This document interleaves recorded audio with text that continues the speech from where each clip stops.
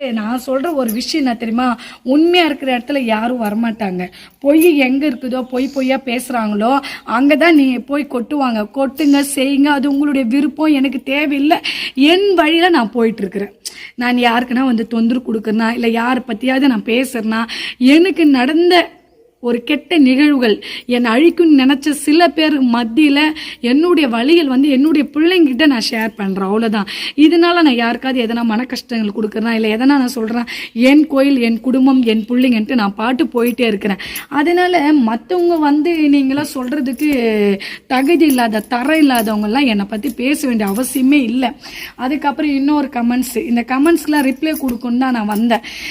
நான் ஒரே ஒரு விஷயம் கேட்குறேன். அந்த இடத்துல உண்மை இல்லை அப்படின்னாக்கா என்கிட்ட வந்தால் ஏன் குழந்தை வரும், நான் நினச்ச அம்மாட்ட கேட்டால் நடக்குது, கல்யாணம் ஆகலாம் நடக்குது, இது எல்லாம் ஏன் நடக்குது, என்கிட்ட போயெல்லாம் பக்தர் வர வேண்டாம்ல. நான்